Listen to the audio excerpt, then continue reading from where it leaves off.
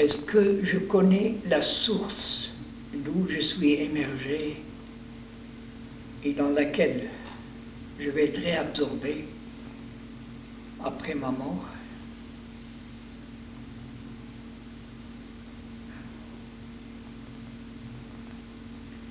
Cette source énigmatique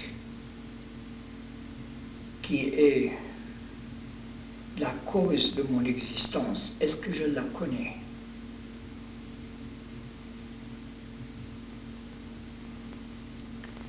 Il faut que j'arrive à la connaître de mon vivant après la mort. Ce sera trop tard. Je ne peux pas la comprendre après ma mort. Je vais avoir peur de cet état. Et je veux retrouver le monde tangible que j'ai connu.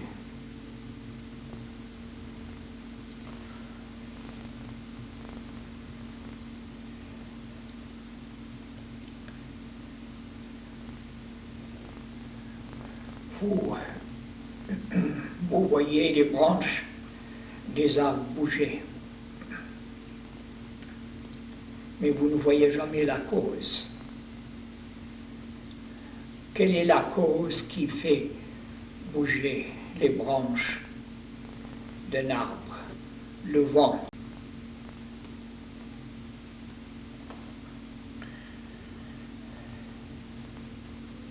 On voit l'effet et on donne crédit à l'effet, mais la cause qui est invisible, on n'y pense pas à cela.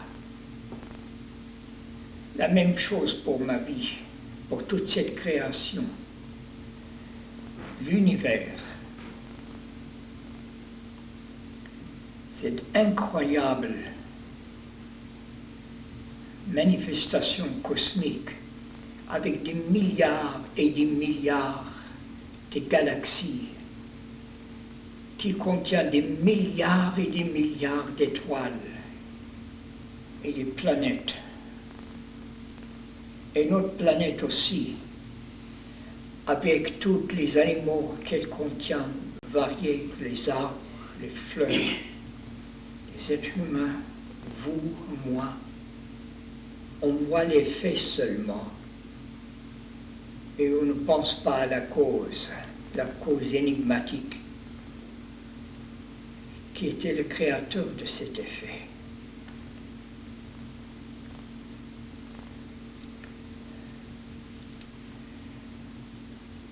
On donne crédit à ce qui est visible, ce qu'on voit, ce qu'on sent, ce qu'on reçoit avec nos sens.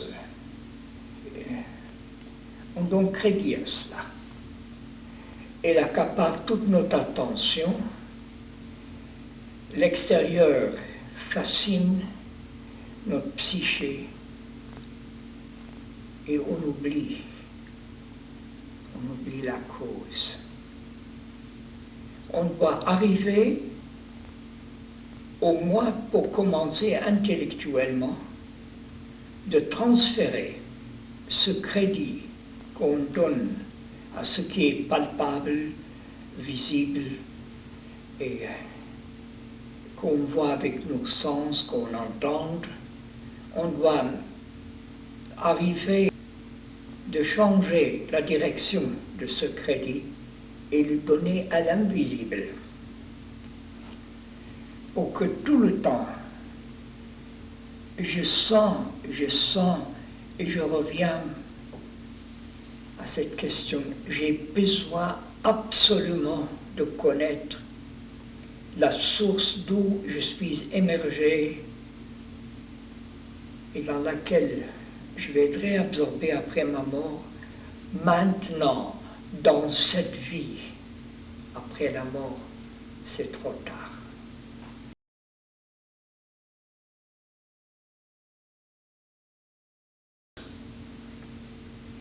Et même si j'y arrivé à reconnaître cette source, je verrai combien c'est difficile de demeurer dans cette source à quel point la fascination de l'extérieur continue d'avoir force sur ma psyché.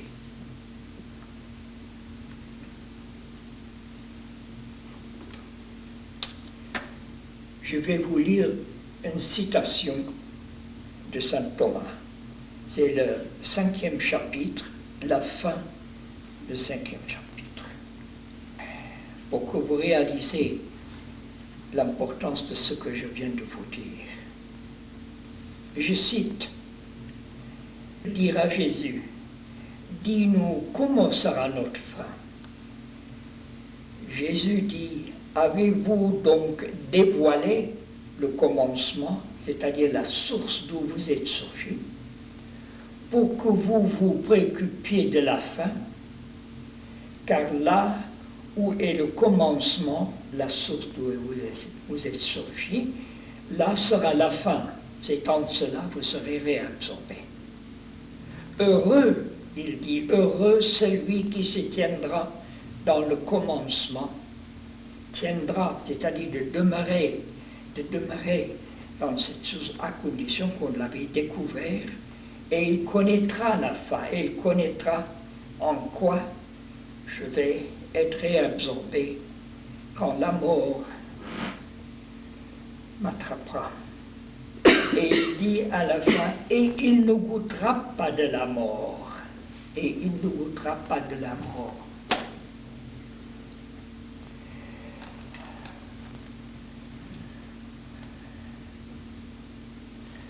Vous comprenez, dans tout ce que j'ai écrit, dans tout ce que je vous dis, je ne parle pas arbitrairement. Il attache tellement d'importance qu'on doit découvrir ce qu'il appelle le commencement, la source. Et après ça, il dit heureux celui qui a connu le commencement, et s'y tiendra dans le commencement, c'est-à-dire demeurer dans le commencement, et ne goûtera pas de la mort. Les livres des morts tibétains.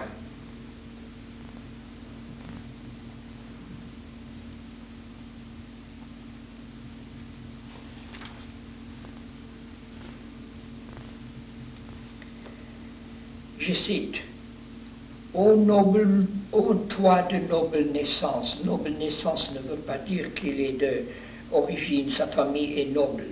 Noble naissance veut dire que son essence est divine.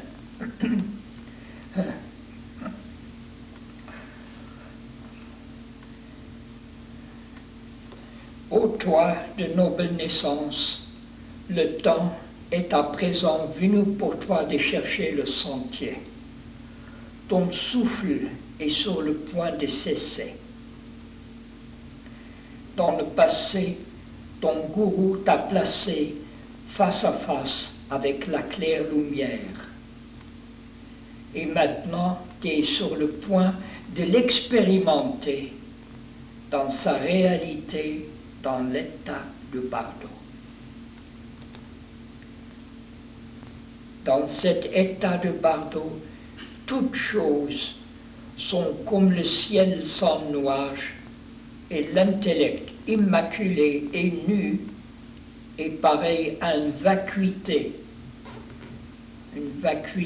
translucide, sans circonférence ni centre. À ce moment, connais-toi toi-même et demeure dans cet état. À ce moment, connais-toi toi-même et demeure dans cet état. La dernière phrase de Christ.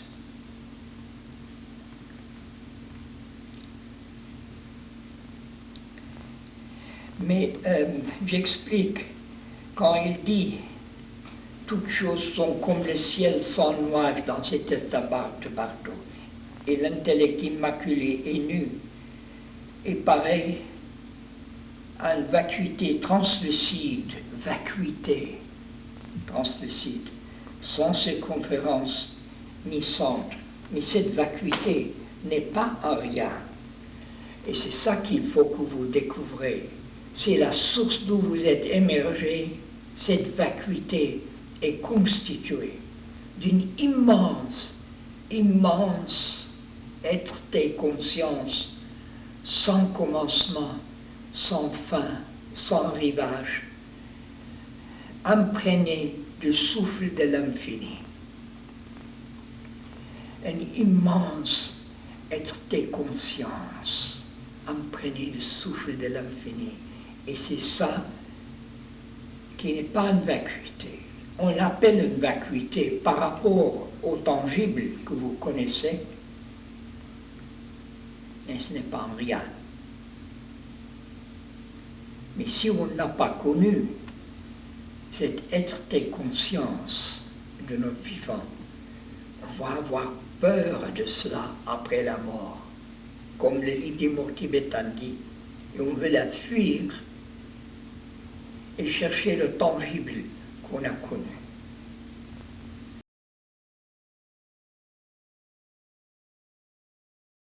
Votre but principal, c'est de lutter avec le tout de vous-même.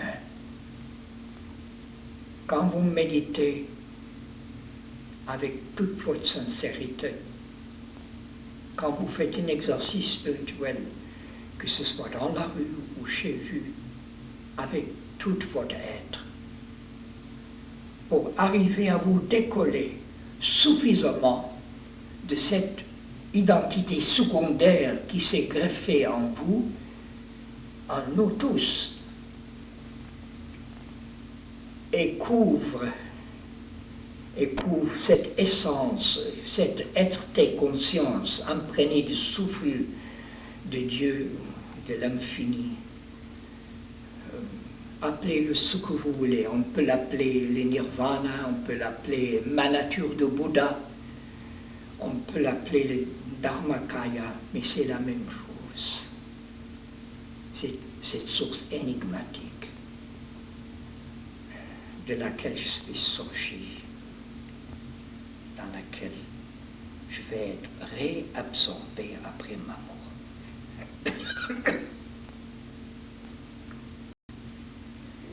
Rappelez-vous, chaque fois que vous voyez une branche qui bouge, je ne vois pas la cause, je vois seulement l'effet.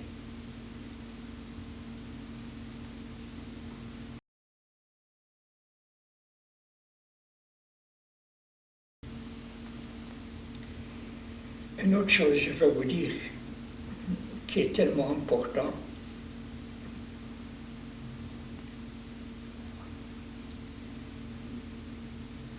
c'est la question dévotionnelle.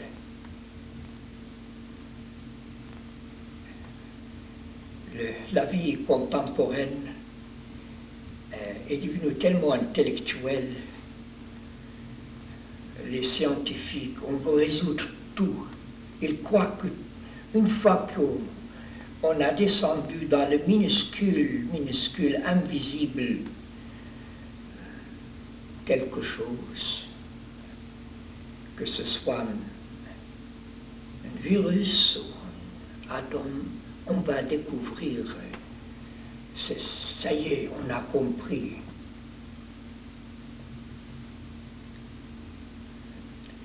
Mais c'est toujours le tangible.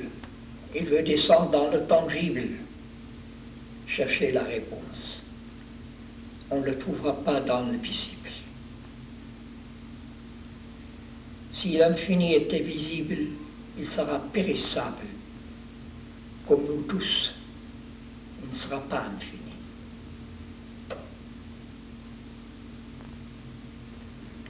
Ce côté dévotionnel est tellement important. On a besoin de la grâce. Malgré qu'on fait notre part,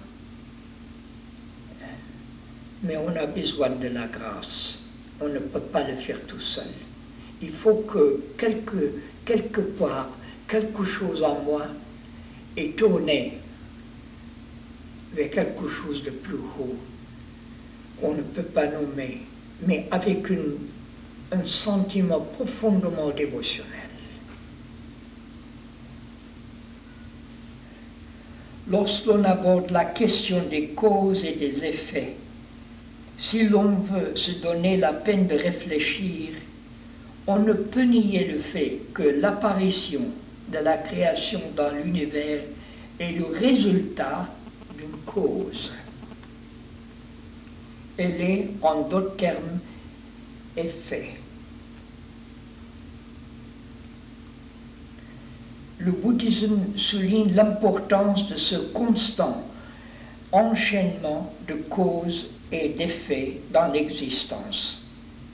Pourtant, les enseignants bouddhistes n'évoquent pas ou même évitent d'aborder la question de la cause énigmatique qui est à l'origine de l'apparition de cette incroyable manifestation qui, d'ordinaire, demeure incompréhensible.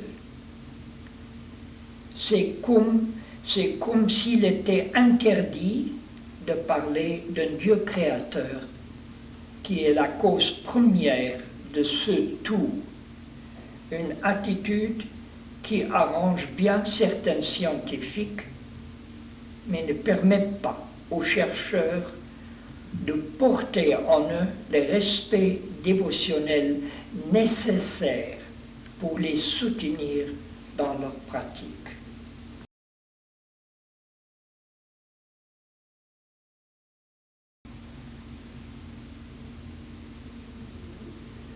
Dans Les fruits du chemin de l'éveil, j'ai parlé à un certain endroit, j'ai dit qu'à chaque instant, il y a des milliers et des milliers de cellules qui naissent et meurent dans mon corps.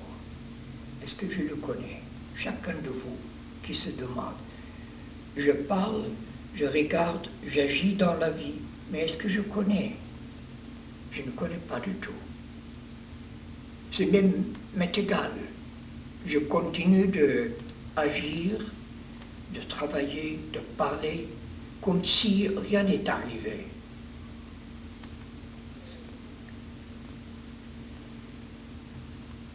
Quand un homme meurt non illuminé, pour le cosmos, c'est égal. Tout comme une cellule meurt dans mon corps. Est-ce que vous comprenez ce que j'ai dit? Mais, si je découvre la source d'où je suis sorti, et j'arrive à demeurer, comme le Christ disait, ce qui tiendrait dans le commencement, ou dans le livre des mots tibétains, à ce moment, connais-toi toi-même et demeure dans cet état. Dans cet état moi-même, cet état demeure dans connais-toi toi-même et demeure dans cet état qui est moi-même dans ce cas. Si j'arrive à demeurer dans cet état, alors ma mort ne passe pas pour rien dans le cosmos. Une connaissance tout à fait extraordinaire, une connaissance sanctifiée est là entre le plus petit et le plus grand. Il y a reconnaissance à ce moment-là entre le plus petit et le plus grand.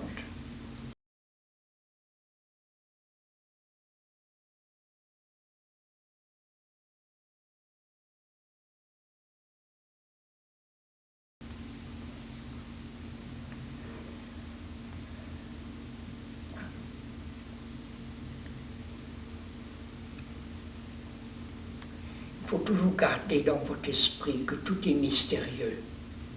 Ne prenez rien comme un fait accompli. Tout est mystérieux. Nous sommes mystérieux. Le cosmos, malgré qu'il est visible, il est mystérieux à cause de l'invisible qui était la cause de cette création fantastique, qui est vertigineux.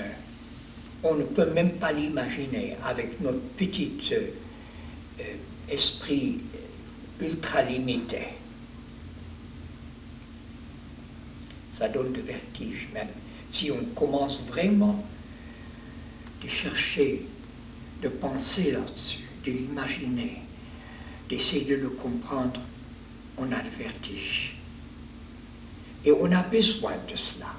On a besoin de penser comme ça. On a besoin de sentir ce vertige devant l'incommensurable pour nous inciter.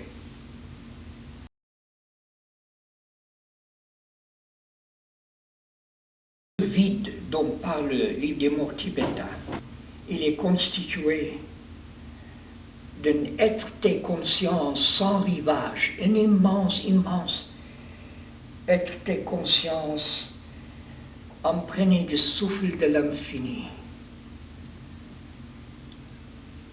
Ça donne du vertige. Et je dois connaître cela. Et je vous dis ça parce que j'ai réalisé il y a longtemps, quand ça m'est arrivé, l'importance de ça. C'est là, franchement, il n'y a pas d'autre raison pour s'engager dans une voie spirituelle. Autrement, on va simplement un petit bien-être banal, de fait de la méditation banale aussi, tandis que le but de la méditation n'est pas pour avoir un petit bien-être, malgré qu'il y a un bien-être qui vient, mais c'est pour un but beaucoup, beaucoup plus immense.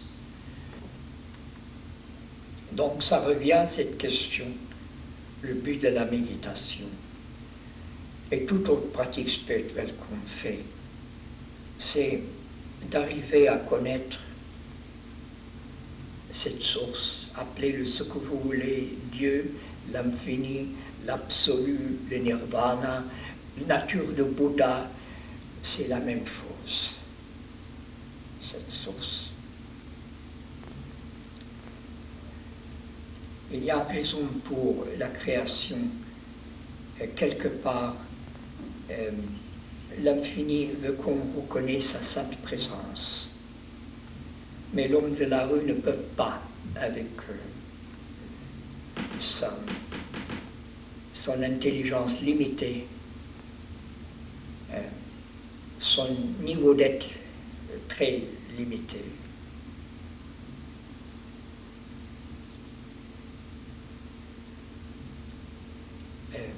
Peut-être ça peut sembler un blasphème de dire que c'est comme si Dieu n'existe pas, s'il ne s'agit pas de sa création, des êtres munis d'une forme d'intelligence tout à fait hors de l'ordinaire, et un niveau de conscience, c'est surtout pas la conscience aussi, un niveau de conscience qu'on ne connaît pas d'ordinaire, pour reconnaître sa sainte présence, alors c'est comme si il n'existe pas.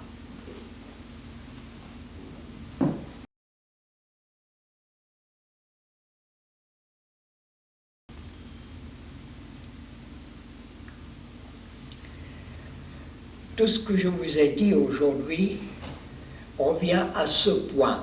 Je veux connaître la source d'où je suis émergé et dans laquelle je vais être réabsorbé. Je ne veux pas entrer dans cette source à contre volonté ou avec peur. Je vais la connaître de mon vivant pour que je sois tranquille quand ça arrive, pour que je ne résiste pas. Et je dois apprendre dans ma méditation, quand tout à coup on sent, je vais être plongé dans un vide incompréhensible, j'accepte ce plongée.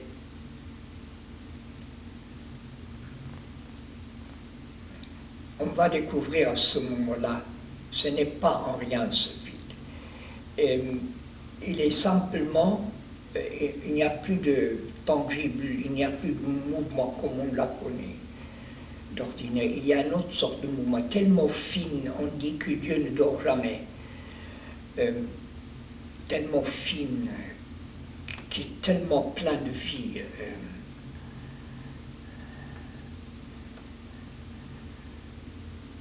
Être tes consciences sans commencement, sans fin, incommensurable, sans rivage, qui donne le vertige, imprégné avec le souffle de Dieu, l'infini appelé de secours.